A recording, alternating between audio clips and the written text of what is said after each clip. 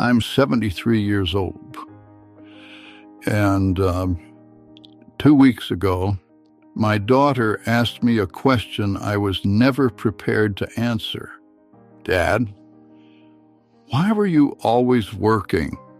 She didn't ask it with anger. She didn't ask it through tears, and she asked it quietly, with curiosity, and somehow that made it worse. Because anger fades, curiosity stays. That question has lived inside me ever since that day. It follows me when the house is quiet, when I sit alone in the evening, when I can't sleep and stare at the ceiling. My name is George. For 38 years, I built a career I believed would make my family proud. I was a partner at a real estate consulting firm. I had a high salary, a luxury office with glass walls, and a view of the city skyline. From the outside, it looked like success, and for a long time, I believed it was. I provided everything my family needed: private schools for my daughter, Jennifer, a luxury home in a good neighborhood, family vacations every summer, trips across the country, an education fund that paid for every single year of her college life. I thought that was what being a great father meant: bringing money home, protecting them from financial fear, making sure they never worried about the future. I truly believed that if I handled the money, everything else would take care of itself. I was wrong. That question came 2 weeks ago. Jennifer is 41 now. She has 2 daughters of her own. We were sitting in our living room after Sunday dinner. The plates were cleared. The house was calm. Her children were playing quietly in the other room. And suddenly, without warning, she asked it. Dad, why were you always working? The words were soft, but what lived beneath them was heavy. Why were you never with us? Why didn't we feel you beside us? Why did work always come first? I paused, I took a breath, and I started to answer the way I always had. I talked about promotions, deadlines, responsibility, building a career, doing what was necessary. But she gently stopped me. I'm not blaming you, she said. I just want to understand. She looked down at her hands, then back at me. Because now I look at my own children, she continued, and I can't imagine missing their moments. But you missed almost everything, even the important ones. The way she said it, there was no anger, no resentment, just the quiet curiosity of a child that never fully got an answer. And in that moment, I realized something terrifying. I didn't have a real explanation, because as I looked at my 41-year-old daughter, I understood the truth I had spent decades avoiding. Throughout her entire childhood, I believed I was a great father, but I had confused providing with being there. And those two things are not the same. Let me tell you what I missed, not in general terms, not vaguely, in real moments, specific memories, because those are the things that haunt you later. Those are the things that keep you awake at night. I missed my daughter's 3rd grade spelling bee. She made it to the finals. She practiced every night for weeks. My wife reminded me 3 times. But I had a client meeting that was impossible to postpone. Jennifer came in 2nd place. That night she told me about it at dinner. I smiled and said, "That's great, sweetheart." And then my phone rang, and I answered it. She never mentioned the spelling bee again. I missed her middle school graduation. Family photos were planned. I promised I would leave work early, but a project was delayed. Emails piled up. Time slipped away. When I arrived, it was over.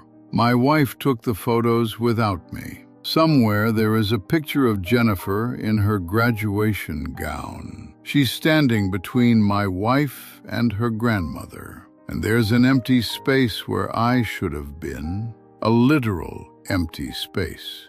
I miss teaching her how to drive. She asked me again and again, "Dad, will you teach me how to drive?" I always said the same thing. Next week, next month, later. Eventually, her mother taught her. Jennifer passed her driving test on the first try. I found out when I saw her license on the kitchen counter. I missed the day she moved to college. She was accepted to Northwestern, an 8-hour drive. My wife wanted to make it a weekend trip, but I had an important presentation Monday morning. They went without me. That first night in her dorm, Jennifer called me. I was adjusting PowerPoint slides. We talked for 5 minutes, maybe 6. You see the pattern, don't you? I was always there for the big expenses, proudly playing the role of the responsible father. I paid for braces. I bought her a car. I paid for her education. But I wasn't there for the moments, the quiet ones, the ordinary ones, the moments that build connection. And here's the most painful truth of all. I thought I was doing everything for them.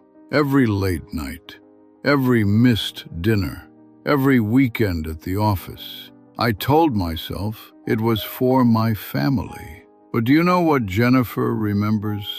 Not the car, not the money, not the vacations. She remembers that I wasn't there. After she asked that question, we talked for 2 hours. My wife joined us, and Jennifer shared memories I never knew existed. She told us about the day she made the volleyball team.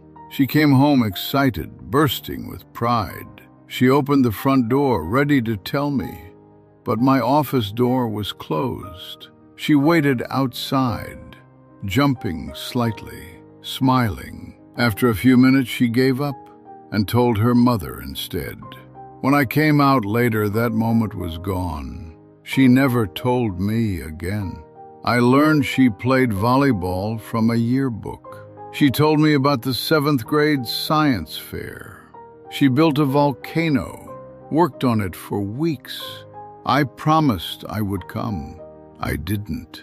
She won first place. When she told me, I congratulated her and asked her to be quiet while I answered emails. She told me she had a boyfriend for 8 months in high school. 8 months. I never noticed, never asked. When he left for college, he broke up with her. She cried for weeks. I had no idea. I missed everything. And the worst part? I didn't even realize I was missing it. I was chasing success, status, financial security, and somewhere along the way, I disappeared. My wife finally said the words that broke me. "You gave Jennifer everything," she said, "except one thing." When I asked what, she waited a moment and said quietly, "You didn't give yourself." She was right. I gave her comfort, stability, opportunity, but I didn't give presence. I was a provider, a checkbook, a signature, not a father who was truly there.